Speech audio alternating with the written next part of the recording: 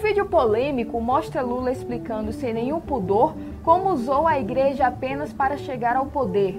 Lula confessa ainda que todo o seu discurso foi moldado por marqueteiros de maneira a conquistar votos, ocultando a real ideologia socialista da qual ele e o seu partido comungam. O ex-presidente admite ainda que, com base em estatísticas, mudou seu discurso apenas para ganhar as pessoas. Eu não vou viver mais 30 anos. Não tenho tempo para mudar a sociedade antes de chegar ao poder. Vamos conquistar o poder e, a partir do Estado, a gente muda a sociedade, disse ele. Dessa maneira, assumiu que pregou eleitoralmente o que não defendia e desejava de fato. Em 94, lá fomos num acampamento do MST, e aí saiu de lá correndo. Lembra? Até um acampamento do Leopoldo. A gente começou a fazer um negócio na coisa pra ver. Uns caras todos de boina, de barro. Olha, não tem vamos embora, que isso aqui não é legal. A empresa toda lá. Até era assim. Não havia espaço. Os partidos para a esquerda chegar ao poder via eleitoral, que era isso, 98, dali 20 ou 30 anos, a gente iria ter 30% da sociedade já socialista, e aí sim a gente poderia disputar o poder e ganhar. Mas eu não vou viver mais 30 anos, e eu quero chegar ao poder logo.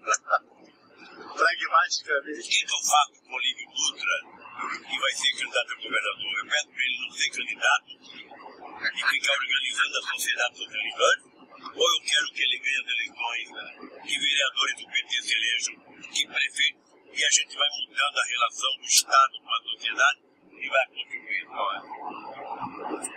Olha, a grande frase do Duda, numa reunião do PT. Se vocês estão tão certos, por que vocês não ganharam ainda? Se vocês acham que esse discurso de vocês é o perfeito, por que vocês não ganharam ainda? Aí o Duda pegou a pesquisa e mostrava o seguinte: 67% do povo tinha medo da minha imagem de grevista. 70% do povo era contra a reforma agrária violenta, apesar de ser favorável à reforma agrária. Então o que aconteceu? O Duda falou, olha, o Duda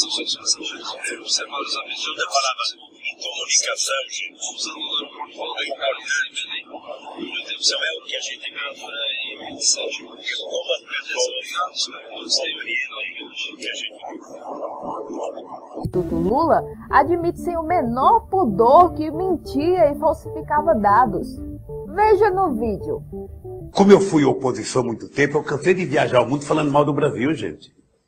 Era bonito a gente viajar ao mundo e falar, no Brasil tem 30 milhões de crianças de rua, no Brasil tem 30 milhões...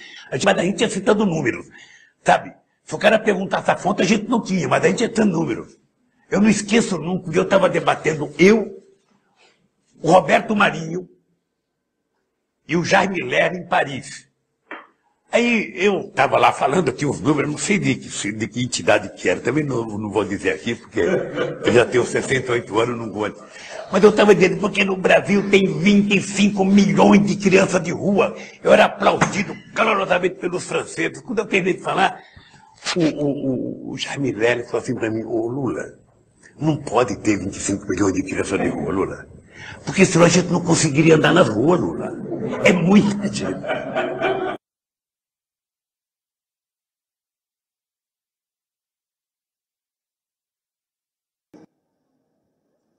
Eu acompanhei cada ano do Fórum de São Paulo. Eu participei do nascimento desse fórum. Tive o privilégio de participar da primeira reunião no Hotel Danúbio, em julho de 1990. tive o privilégio de participar em Cuba, em El Salvador, em outros países. Tive o privilégio de participar do penúltimo, acho que foi na Nicarágua. Tá? Não pude ir na Venezuela quando gravei uma declaração de apoio. Eu certamente não vou repetir aqui o que todo mundo falou, porque eu estou preocupado. Eu tenho que falar pouquito e despacio, porque senão o Departamento de Estado americano está gravando ou está filmando e isso não é uma coisa boa. Eu tenho que tomar cuidado. Integração pressupõe, companheiro Rui Falcão, integração pressupõe o Partido dos Trabalhadores, integração pressupõe o Partido dos Trabalhadores entender, junto com os outros partidos de esquerda deste país, que pelo fato do Brasil ser a maior nação do continente, pelo fato do Brasil ser a maior economia do continente, o Brasil tem mais responsabilidade em garantir que a integração aconteça. O Brasil tem mais responsabilidade em facilitar com que as coisas possam acontecer para consolidar o processo de integração da América Latina. E eu fico preocupado porque com a morte do Chaves, ou seja, eu sei quantas reuniões eu e Chaves fizemos. Eu sei quantas conversas nós tivemos. Eu sei quantas vezes eles vieram a Brasília, eu fui a Caracas, fomos a Buenos Aires e voltamos para cá. E isso agora tem diminuído. E o Chaves vai fazer muita falta. E eu espero que o Maduro cumpra exatamente o papel que o Chaves ia fazendo para a integração da nossa querida América do Sul. Então, temos que ter consciência que pelo fato da esquerda estar enfraquecida na maioria dos países do mundo, a América Latina pode, nesse momento, ser o grande farol para a nova esquerda que nós precisamos criar no mundo.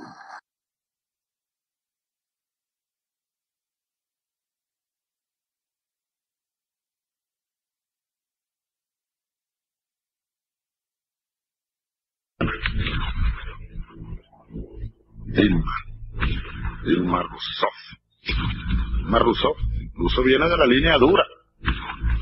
Dilma, creo que su esposo y ella participaban en aquellos movimientos. En una ocasión secuestraron a un embajador yanqui en Brasil. Yo conocí aquí una reunión que hubo, me impresionó su claridad de concepto y su profundidad de aquella mujer y su pasión además. Quanto?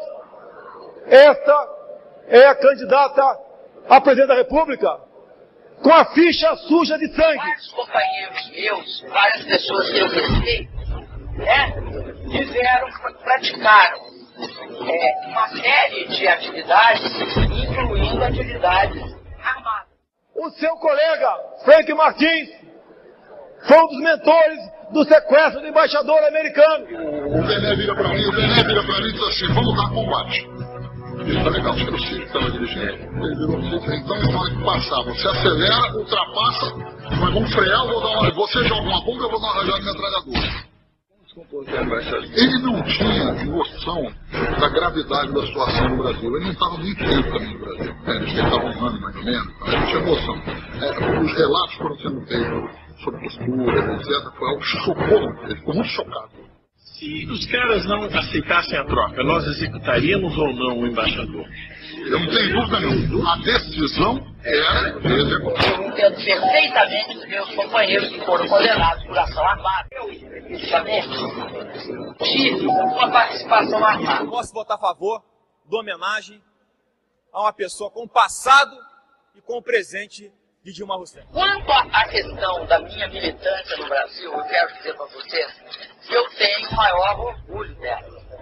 Eu não renego nenhum dos atos daquele momento. E mais uma vez meu lamento pela aprovação de homenagem a uma terrorista como foi Dilma Rousseff.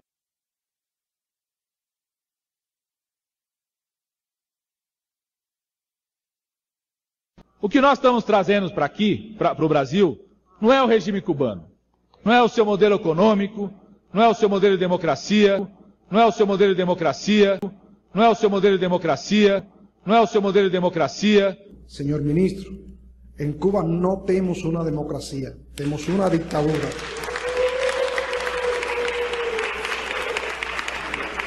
Segundo lugar... Presidente, eu peço o respeito do plenário, principalmente a um convidado. Por favor, presidente, peço aqui.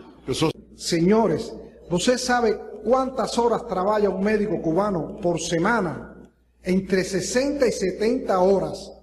E sabe quanto gana por mês? Entre 60 e 70 reais.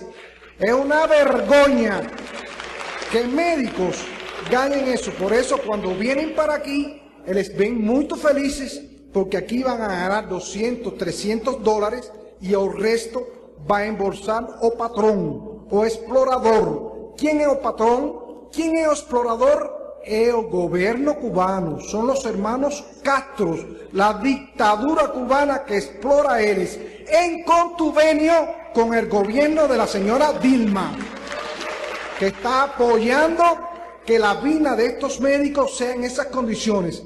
¿Por qué ellos no vienen como los otros? ¿Por qué estos médicos no ganan su salario integralmente? ¿Por qué no tienen derecho a entrar y salir cuando quieran?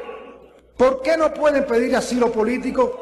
Porque es un contuvenio entre el gobierno de Brasil y el gobierno de Cuba. Señores, basta de dictadura, la última dictadura que queda en América. Basta de apoyar el gobierno de Castro. Basta. Quien apoya al gobierno de Castro ensucia sus manos de sangre. Tanto el PT como todos vocês. Por que a senhora decidiu ir embora do Pará, abandonar o programa Mais Médicos? Qual era a situação?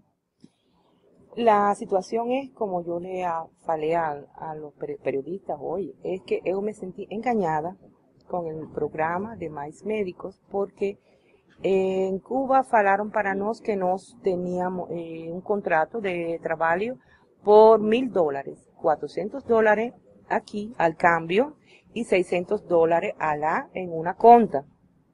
Mas cuando yo vine para acá, que comencé a ver por internet, y comencé a hablar con los médicos de Colombia, Venezuela, que ellos ficaban aquí trabajando en el programa mismo ellos falaron que eran 10.000 reais. Y yo fui investigando y sé que 10.000 dan también por cada nos para nuestro país.